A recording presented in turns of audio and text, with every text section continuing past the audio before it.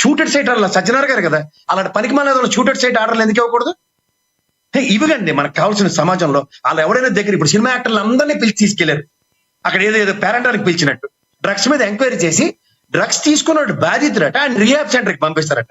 చెవులవి చీరి వద్దండి, గోప మీద 4 తగలనివద్దు, పబ్లిక్ డొమైన్ లో నిలబెట్టి పట్ట పట్ట పట్ట పట్ట. ఎందుకంటే వీళ్ళు బ్రాండ్ అంబాసిడర్లు కదా, 4 పీకి వెధవల్ని ఎరా మీరు సిగరెట్లు కాలుస్తారా, గంజాయిలు తాగుతారా, ఇదిరా మీరు ప్రమోషన్లు అని చెప్పి పట్ట పట్ట పట్ట మన పోలీసులు తంతే ఈడ్చుకుని కారు దాకా తన్నుకుంటూ తీసుకెళ్ళి ఎక్కిస్తే ఇంకోసారి సాహసం చేస్తారు వీళ్ళు. అడిగితే వదిలేశారు. రఘుల్ ప్రీత్ సింగ్ వచ్చి మళ్ళీ అదే పని చేస్తున్నాడు. ఆ పనికి మళ్ళీ ఈ న్యూ ఇయర్ ముందు మళ్ళీ అదో దొరకపోతే తప్పించుకుని పోయాడట. ఈసారి దొరికితే షూటర్ సైటర్ ఆర్డర్ అని ఎవరైనా గజెట్లు ఇచ్చారు మనకి? నేను అంటుంది ఏంటంటే సార్, సమాజాన్ని భ్రష్టు పట్టించిన వాళ్ళు ఈ సినిమా దరిద్రులు. ఈ దరిద్రులను పట్టుకొని మనం వీళ్ళ గురించి మనం పచ్చబాటలు పెట్టుకొని నేను ఇంకా మీ ఏఎన్ఎన్ ఛానల్ మెచ్చుకుందాం అనుకుంటారు. మీరు కూడా ఇవాళ ఈ డిబేట్ పెట్టేశారు. ఎలా తానాలు తెలుసా సార్, వీళ్ళు కూర్చోబెట్టి ఇద్దరు బౌన్సర్లు పక్కన పెట్టి 2 జల్లల తగలనితో చేయాలి డిబేట్లు. ఇలాంటి పెద్దవాళ్ళని పెట్టి మనం అవమానం పడకూడదు. కాదు ప్రసాద్ గారు, ఈ రోజు మనం అందుకనే హుందాగా ఉన్న గెస్టులు మాత్రమే పిలిచాం, వేరే వాళ్ళని దీనికి పిలవలేదు. కాకపోతే అతను ఎవరైతే మురళీ శర్మ అనే అతను ఉన్నాడో అతను మాట్లాడే విధానం తప్పు అని చెప్పడానికి మీలాంటి వాడితో చెప్పిస్తే పిలిచాం. కానీ ఆల్మోస్ట్ అతను కూడా ఇప్పుడు ఫోన్ ఎత్తని పరిస్థితి మిమ్మల్ని చూసి మీరు గెస్టులు మాట్లాడే తీరుని బట్టి పరిస్థితి అయితే అలా ఉంది. కానీ ఒకటైతే చెప్పగలం, 10 రోజుల నుంచి సోషల్ మీడియాలో జరుగుతున్న ఈ రచ్చకి ఫుల్ స్టాప్ పెట్టాలన్నదే ఏనని యొక్క ఉద్దేశం కూడా. చెప్తానండి రష్మిక గారు, ఇప్పుడు మీరు ఈ చర్చ పెట్టిన వల్ల ఇప్పుడు పెద్ద మేడం గారిని తీసుకొచ్చారు, నా తల్లి స్థానంలో ఉన్నవిడ. ఆవిడ ఖచ్చితంగా నెక్కచ్చిగా చెప్తుంది ఇది సమాజంలో తప్పని. కానీ తప్పు చేస్తున్నవాడు కూడా మనకు క్రిస్టల్ క్లియర్ గా తెలుస్తుంది కదా. ఇప్పుడు ఎవడండి, ఇప్పుడు నేను సోషల్ మీడియాలో నాకు మీకు ఇద్దరికి యాక్సెస్ ఉంది. అన్వేషణలో మనం ఏమైనా ప్రవర్తిస్తున్నావా? మీరు యూట్యూబ్ లో ఉంటారు, లేకపోతే మీరు మీడియాలో ఉన్నారు, మీరుకి సోషల్ మీడియా మీకు ఫేస్బుక్ ఉంది, లేకపోతే మేడం ఉండొచ్చు, నాకు ఉండొచ్చు, మనకి ఇన్స్టాగ్రామ్లు ఉంటాయి. ఇలాంటి పనికిమాలిన వీడియోలు ఎప్పుడైనా చేసామా మనం? అంటే మనకి సమాజ హితంలో ఒక నైతికత, సమాజంలో బాధ్యత ఇవి మనకున్నప్పుడు లేని వాళ్ళ గురించి ఇలాంటి ఎక్స్ట్రీమ్ వాళ్ళని ఎలిమినేట్ చేయండి సార్. అసలు నాకు తెలియకడుగుతాను, నేను వేసుకునే బట్టలు, నేను వేసుకునే తిండి మీద పక్కోడు మాట్లాడితే దాన్ని ఖచ్చితంగా దాన్ని అప్రహెన్షన్ కింద తీసుకుంటాను. కానీ ఒక డెకరం అని మెయింటైన్ చేస్తూ ఇప్పుడు మేడం లాంటి వాళ్ళు మీకో నాకో చెప్పారు, బాబు ఒక వీళ్ళ పనికిమాలిన వాళ్ళ మీద మనం చర్చ పెట్టి వాళ్ళకి అనవసరం ఎలివేషన్స్ ఇవ్వద్దంటే మన ఇద్దరం ఆవిడ మాట వినాలి. ఎందుకంటే తల్లిస్థానం ఆవిడది. ఇది మనం సమాజంలో గౌరవిస్తుంది. నీకు నాకు ఎప్పుడంటే సార్, మనం చదువుకుంటున్న ఎలిమెంటరీ స్కూల్ నుంచి చెప్పుకుని వచ్చినవి, మనది భారతదేశం, భారత మాత అంటే తల్లి.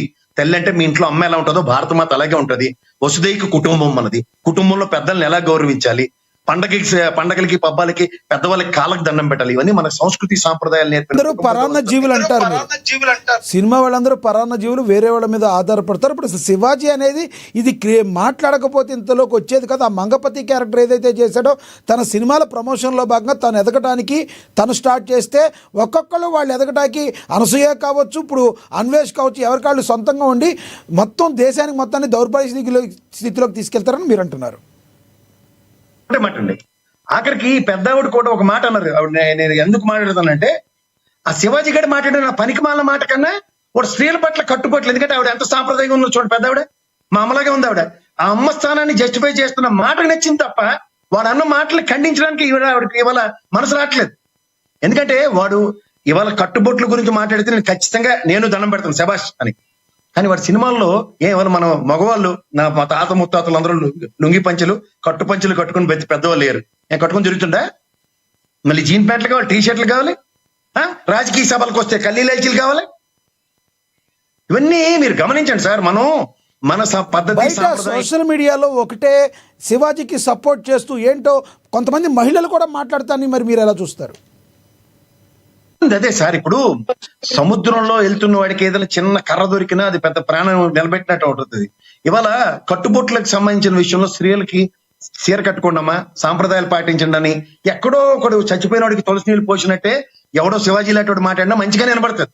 కానీ అశ్వత్థ మత కుంజరలాగా ఆ ముందు మాట్లాడిన చెత్త ఎప్పుడైతే వినబడదో దాని మీద మనం ఎంఫసైజ్ చేసి మాట్లాడాల్సి వస్తుంది. నాకు ఒకటే ఒక విషయం, ఇవాళ బాలకృష్ణ లాంటి వాడు ఏది పడితే అది మాట్లాడినప్పుడు ఇలాంటి వాళ్ళు పెద్దవాళ్ళు అందరూ వెళ్ళి చెప్పు తీసుకుని కొట్టాలి అక్కడే. తర్వాతే ఈ శివాజీ లాంటి ఆ భయం ఉంటుంది ఇంకోసారి నోరు రావడానికి. ఇవాళ నేను ఒకటే మాట చెప్తాను, పబ్లిక్ డొమైన్ లో హెన్స్ ఫోర్త్ నేను సినిమా పరంగా ఓ మా అసోసియేషన్ లేదా ప్రొడ్యూసర్స్ అసోసియేషన్ నేను రిప్రజెంటేషన్ ఇస్తూ నేను ఇవాళ నుంచి కట్టుబొట్ల విషయంలో స్త్రీ సాంప్రదాయాన్ని, భారత సంస్కృతికి విఘాతం కలిగించేలా ఆడపిల్లలు బట్టలేసుకోకుండా నేను నా పోరాటం మొదలవుతుందని చెప్పానండి. అందరూ సంఘీభావాలు ప్రకటిస్తారు. ఏదో ఒక సినిమా ఫంక్షన్ లో కూర్చుని అల్లాల మీద ఇల్లీల మీద కడుపు మట్టలు పెట్టుకుని ఒక బయాస్డ్ అండ్ డెలిగేషన్ స్టేట్మెంట్ ఇస్తే యాక్సెప్టెన్స్ కాదు. ఎందుకంటే ఇప్పుడు రాబోయే సినిమాల్లో ఏ సినిమాలోనూ అశ్లీలత లేకుండా భరోసా ఓడిస్తాడు. ఈ సినిమా ఓడితే ఇప్పుడు వీడితో అసలు కానే కదా ఫస్ట్ ఆఫ్ ఆల్. ఈ శివాజీ గారు లెక్క వీడు ఎవరంటే చిన్న దీపావళి టాపాక్లో చిన్న అవుట్ వీడు ఎక్స్ట్రా క్యారెక్టర్. ఈవిడెవరు చిన్న ఎక్స్ట్రా క్యారెక్టర్లు వేసుకునే వాళ్ళు. వీళ్ళని పట్టుకొని వీళ్ళకి ఎలివేషన్లు ఇచ్చుకుంటూ ఆ మురళీ శర్మ గారు లాంటి వాళ్ళకి ఒప్పుకుంటుంది, మా లాంటి వాళ్ళకి వరకు ఒప్పుకుంటుంది. గతంలో బాలకృష్ణ మాట్లాడుతూ ఆడపిల్లలు కనబడితే ఏదైనా చేయాలని ఒక మాట అయితే మాట్లాడారు. మీరు ఆయన చెప్పేటి తనాలని మీరైతే అంటున్నారు, కానీ బయట అతనికంటూ ఒక ఫ్యాన్స్ ఫాలోయింగ్ అని అదో రకంగా ఉంది. కానీ అది ఎందుకు జరగట్లేదు అంటారు? అతన్ని ఖండించే వాళ్ళు ఇంతవరకు కూడా ఇంతమంది హేమాహేమిలు అందరి విషయంలో మాట్లాడుతున్నారు, కానీ బాలకృష్ణ వర్డ్స్ని ఖండించలేకపోవడానికి కారణం ఏంటంటారు?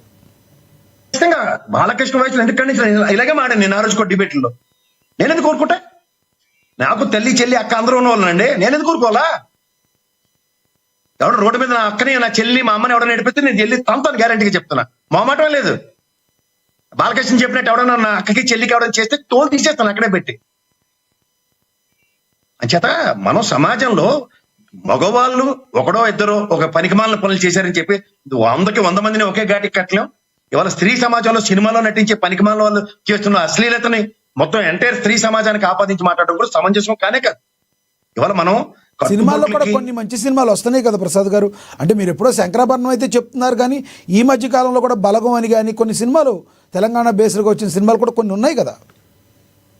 అదే సార్, బలగం లాంటి సినిమాని, శంకరాభరణం సినిమాని, అలాంటి ర్యాండమ్ గా స్వర్ణకమలం ఇలాంటివన్నీ 100 చెప్పుకొని రావచ్చు.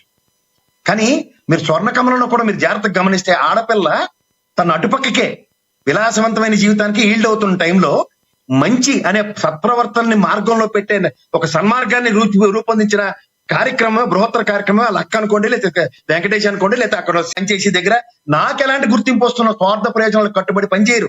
అది పొలిటికల్ ఏరాలో అది కుదరదు. ఇది గమనించండి. అంచేత కవిత మాట్లాడింది, కవితకి అయితే ఎంఫసైజ్ చేద్దామంటే ఇవాళ ఎవరు రాజీనామా చేసిన తర్వాత మీలాగా నాలాగా ఒక సామాన్యమైన వ్యక్తి ఆవిడ అలాంటి పట్టుకొని భావోద్వేగానికి కూడా గురైంది. ఇప్పటికీ కూడా ఆడపిల్లల మీద మరి భావ ప్రకటన, భావ స్వేచ్ఛ అనేది కూడా లేదని మాట్లాడి కన్నీళ్లు పెట్టుకున్న పరిస్థితి. రాజీనామా నిన్న ఫ్లోర్ ఆఫ్ ద హౌస్ లో కళ్ళని నీళ్లు పెట్టుకోవడమే తప్ప రాజీనామా యాక్సెప్ట్ చేయని మళ్ళీ డబల్ గేమే స్పీకర్. ఇది అయినప్పుడు చూద్దాంలేండి సార్. మీరు రాజకీయ నాయకులను ముసుగువన్నే పులిలు, దానికి తగ్గట్టు ఈ సినిమా వల్ల అసలు ఎంటర్టైన్ చేయకండి సార్. Time waste. మన అదృష్టం దురదృష్టం, మన మనోభావాలకు వ్యతిరేకంగా పక్కోడు ఓటుతో గెలిచిన వాళ్ళని మనం ఎంటర్టైన్ చేసుకోవాలంటే మన ఇద్దరికి మీకు డైమండ్ వచ్చేమో కానీ నాకే తెలియదు. నేను ఒకటి చెప్తున్నాను నిస్వార్థంగా. ఒకటి ఇప్పుడు అన్వేష్ లాంటి వ్యక్తి మీకు తెలుసు, యూట్యూబరు.